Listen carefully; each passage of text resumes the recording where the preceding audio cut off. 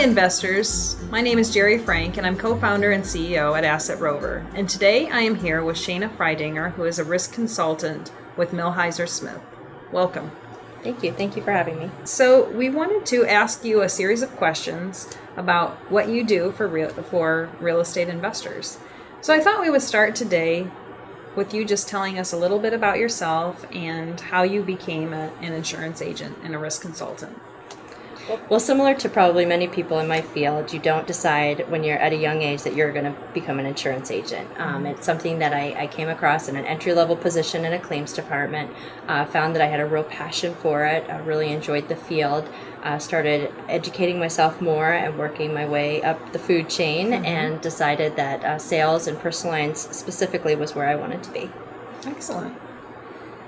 And what do you do differently as a risk consultant for investors versus a home buyer?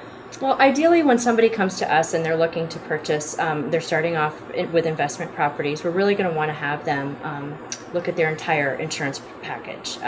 That prevents any type of gaps in insurance for both the investment properties, their home, their autos, additional liability protection. It also provides them with the additional discounts they deserve for insuring all of those entities with one carrier, or at least within the same agency. Can you elaborate a little more on what kind of gap you're talking about?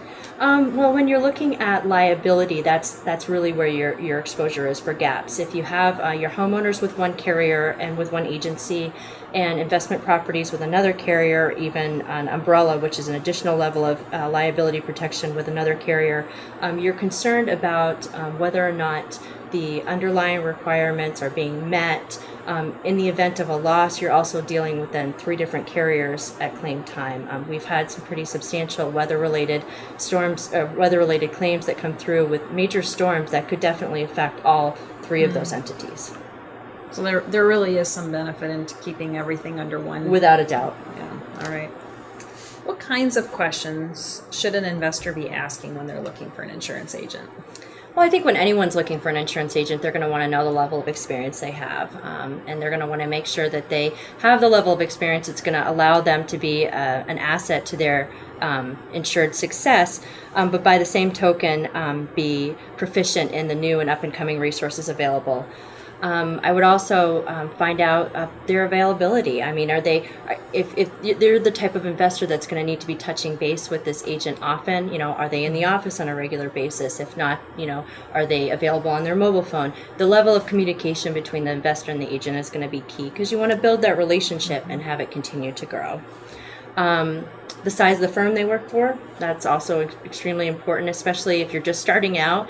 An agent can be handling 1 or 2 properties, especially if they're in a one-man shop. But as they continue to grow, it's going to be important that that firm can handle your growth and your success and maintain that relationship without having to have you move to another agency.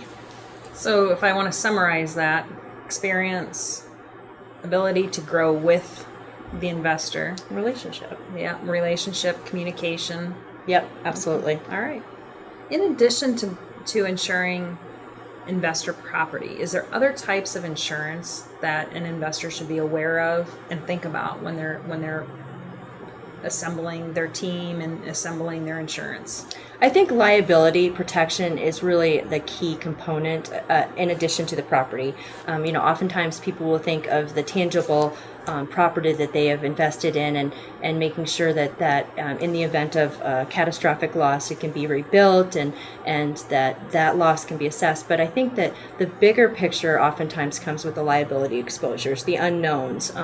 Unfortunately, we are in a society right now where people are filing suits all the time, and as a new investor, you may not be well versed in what potential liability suits can be coming at you, and so for that, we would always recommend an umbrella. That is an absolute. We would want to make sure that the investors, both their properties that they are purchasing as investment properties, in addition to their personal home autos, are protected under a liability umbrella.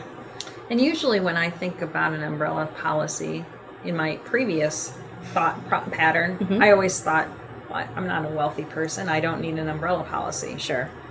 Can you help? Yeah. Explain that? And it has more to do with the potential risk than it does your actual net worth. Obviously, if there is a substantial amount of net worth, any attorney who is helping to file a suit is going to recognize that.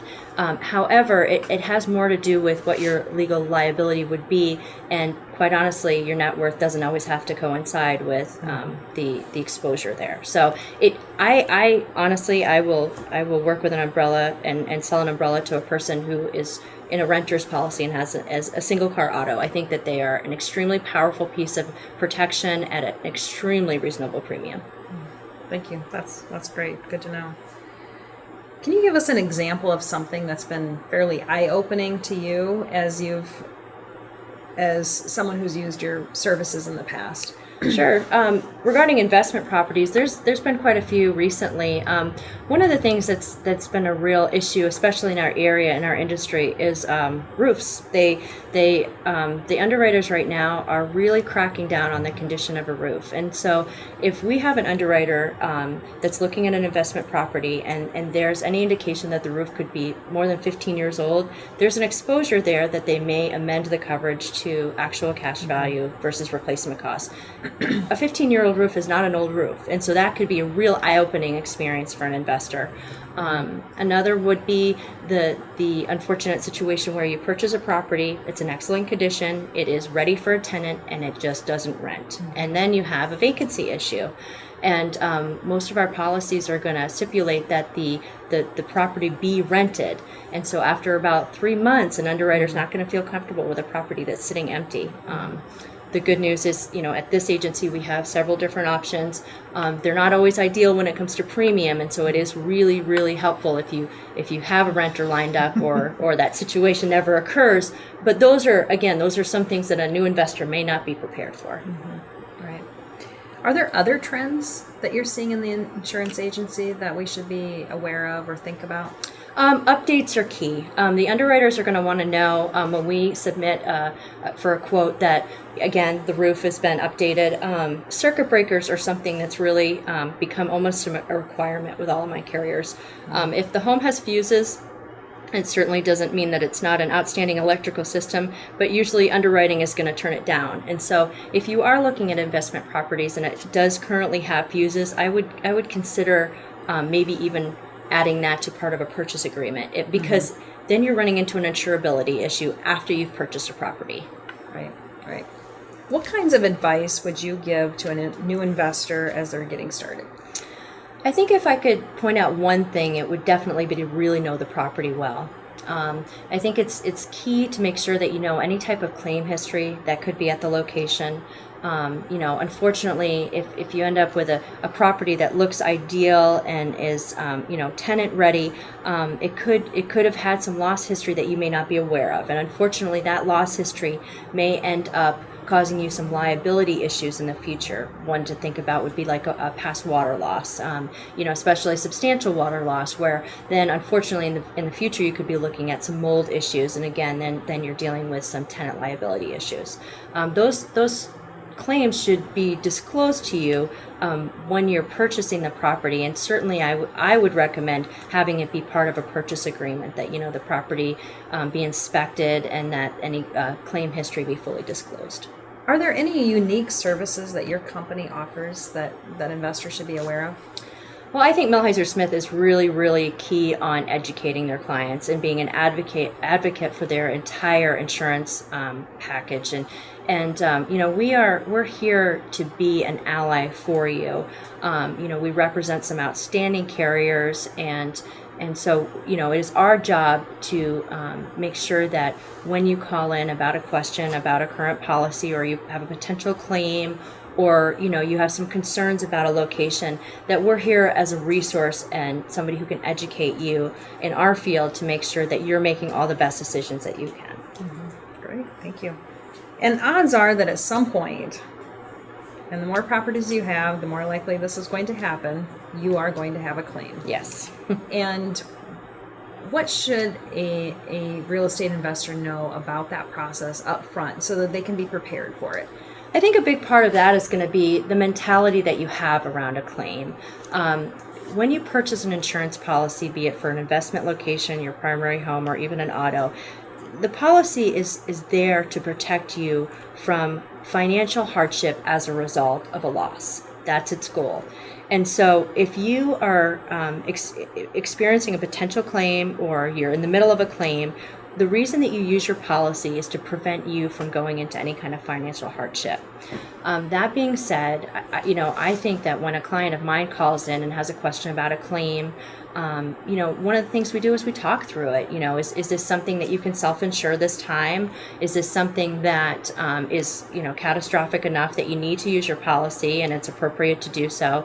We want to make sure that our clients are insurable at every single renewal. So it's key that that there isn't a frequency issue with claims, and so we make sure that when they call in, if it's a small claim and it's been coupled with a few other claims, that we're real honest and they're aware that we could be bumping into an insurability issue.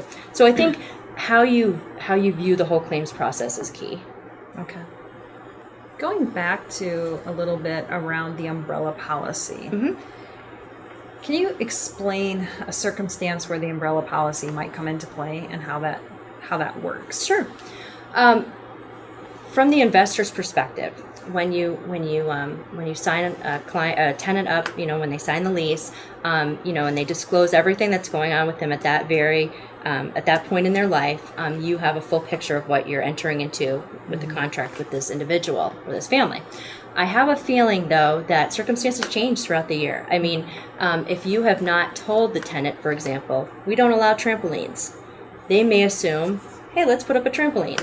Or we don't allow dogs. They may assume, we didn't think we couldn't have a dog. And unfortunately, then, some passerby or even a guest of your tenants gets hurt as a result of any one of those type of risks that you weren't previously aware of. The liability exposure could be astronomical. That's when the umbrella is going to save you, because the tenant has kids who has a friend over who gets hurt on the trampoline, and all of a sudden you're looking at $750,000 in medical bills, and because it's your property, you're supposed to be aware of what's going on it. So, right. This has been a very enlightening interview for me, and I have to ask, how many years have you actually been in the insurance industry? Well, actually 18 years. Wow. I'm really lucky because it's something that, as I mentioned, I accidentally fell into, but I've continued to love every year, and I'm very passionate about my work, and I enjoy coming to work every day. And so not a lot of people get to say that. That is true. If someone is interested in working with you, how should they go about contacting you? Well, I'm here at the agency, and I can be reached by phone or by email. And then I do want to make sure that the investors know, as they're starting out, that if they're looking for someone to review properties and look at quotes and analyze their entire insurance package, I'm more than happy to spend the time doing that. Mm-hmm. Ideally, we'll put something fantastic together for them, but sometimes, it doesn't always work out.